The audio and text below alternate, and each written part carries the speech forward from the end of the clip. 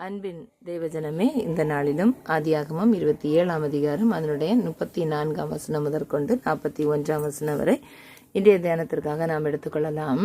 ஏசா தன் தகப்பனுடைய வார்த்தைகளை கேட்ட உடனே மிகவும் மனம் வருந்தி அழுறாரு, சத்தமா அழுறாரு. என் தகப்பனே என்னையும் ஆசீர்வதியும் அப்படின்னு சொல்லிட்டு உடனே ஈசாக்கு சொல்றாரு, உன் சகோதரன் தந்திரமா வந்து உன்னுடைய ஆசீர்வாதத்தை பெற்றுக்கொண்டான் அப்படின்னு சொல்றாரு. உடனே ஏசா சொல்றத பாருங்க, அவனுடைய பெயர் யாக்கோப் எனப்படுவது சரியல்லவா? யாக்கோப் என்றால் என்ன? யாக்கோப் என்றால் பிறர் உரிமையை பறித்தல் என்பது பொருள்.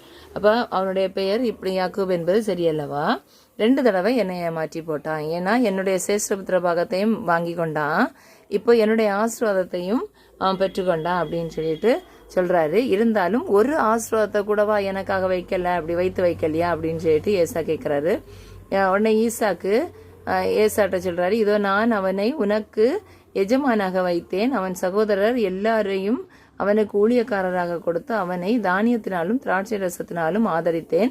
இப்பொழுதும் என் மகனே நான் உனக்கு என்ன செய்வேன் அப்படின்னு சொல்றாரு. உடனே ஏசா தன் தகப்பன்ட்ட சொல்றாரு, இந்த ஒரு ஆசீர்வாதத்தை தவிர வேற எந்த ஆசீர்வாதமே இல்லையா?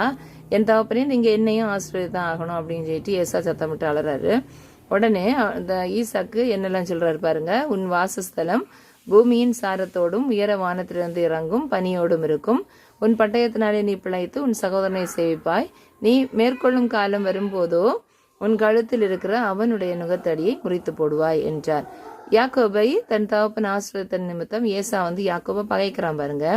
தன் தகப்பனுக்கு துக்கிக்கும் நாட்கள் சீக்கிரமா வரும், அப்பொழுது என் சகோதரனாய யாக்கோபை கொன்று போடுவேன் அப்படின்னு சொல்லிட்டு ஏசா தன்னுடைய இருதயத்திலே சொல்லிக் கொண்டார்.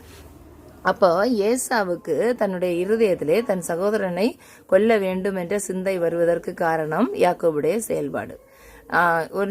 தன்னுடன் பிறந்த சகோதரன் மீது வன்மம், எரிச்சல், கோபம், இதெல்லாம் காரணம் பழிவாங்கும் தன்மை காரணம் யாக்கோபு ஏமாற்றி விட்டான். அந்த ஒரு சிந்தை தான் யாக்கோபை ஏமாற்றுவதற்கு வழிவகை செய்தது தாய் ரெபேக்காள். இப்போ ஆசீர்வாதத்தை பெற்றுக்கொள்வதற்கு தந்தை செய்த செயல்பாடும் சரி என்று சொல்வதற்கு இல்லை. காரணம் 2 பிள்ளைகள், ஆனால் ஏசாவுக்கு மாத்திரம் அனைத்து ஆசீர்வாதங்களையும் கொடுக்க வேண்டும் என்று அனைத்தையும் ஏசா என்று நினைத்து யாக்கோபுக்கு கொடுத்து விட்டுறான்.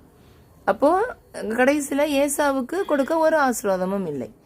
சகோதரனை உனக்கு எஜமானாக வைத்தேன் அப்படின்னு சொல்றாரு. அப்போ அம்மா அப்பா 2 பேருமே இந்த மாதிரி செயல்பட்டதுனால இப்ப பிரிவினை யாருக்கு இடையில வந்திருக்கு அப்படின்னா சகோதரர்களிடையே பிரிவினை. அப்ப இந்த பிரிவினைகளுக்கு காரணமாய் நாம் பெற்றோராகிய நாம் நடந்து விடாதபடி சகோதரர்கள் ஒருமித்து வாழ்வதற்கு வழிவகை செய்து அவர்களை ஒன்றாக நடத்தி எல்லா காரியங்களிலும் விட்டு கொடுக்கும் தன்மையை